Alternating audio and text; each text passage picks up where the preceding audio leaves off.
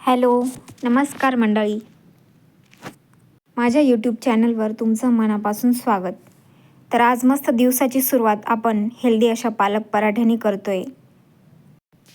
तर आता सकाळचे 8 वाजले आहेत आणि सूर्याचे कोवळे किरण मस्तपैकी खिडकीतून डोकावत आहेत. तर अशा फ्रेश वातावरणात सकाळची सुरुवात आपण पालक पराठ्यांपासून करूया. आता मी इथे स्वच्छ धुवून घेतलेला पालक मिक्सरच्या भांड्यात टाकून घेतला. त्यात थोड्याशा लसणाच्या पाकळ्या, 2 ते 3 हिरवी मिरची, 1 आल्याचा छोटासा तुकडा व चमचाभर जिरे टाकून मिक्सरमध्ये याची बारीक पेस्ट तयार करून घेऊया. आता लगेच एका भांड्यात अंदाजानुसार गव्हाचे पीठ, अर्धी वाटी डाळीचे पीठ टाकून 1 चमचा ओवा, बारीक चिरलेली कोथिंबीर आणि चवीपुरते मीठ टाकून मिक्सरमध्ये बारीक केलेली पालकची पेस्ट टाकून मिक्सरच्या भांड्यात गरजेनुसार पाणी टाकून आपण कणिक मळतो त्याप्रमाणे पिठाचा गोळा तयार करून घ्यायचा. आता भिजवलेल्या पिठाला 10 ते 15 मिनटं रेस्ट द्यायचा आणि एकीकडे तवा तापायला ठेवायचा.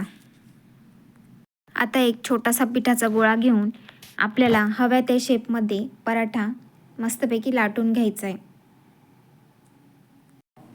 पीठ पण एकदम छान भिजलं आहे आणि मी आता इथे तेल लावून अशा प्रकारे ट्रायंगल शेपमध्ये पराठा बनवते, कारण की माझ्या मुलाला तो टिफिनला पण न्यायचा होता.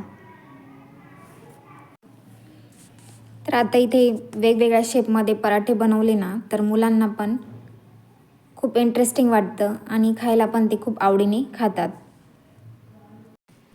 पालकची भाजी खाणं हेल्थसाठी अतिशय चांगलं असतं.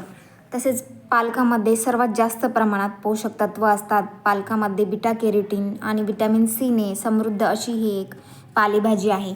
त्यामुळे पालकच्या भाजीचा जास्तीत जास्त आपल्या आहारात समावेश करून घ्या.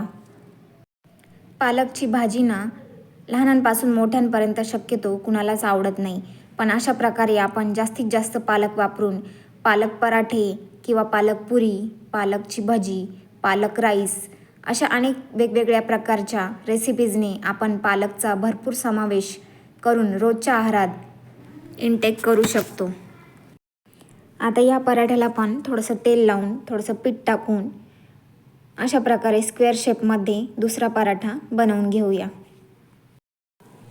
आपण रोज ज्याप्रमाणे पोळी बनवतो तसेच हे पराठे तुम्ही वेगवेगळ्या आकारात बनवू शकतात. मग तुम्ही दह्याबरोबर किंवा सॉसबरोबर किंवा चटणीबरोबर हे खाऊ शकता.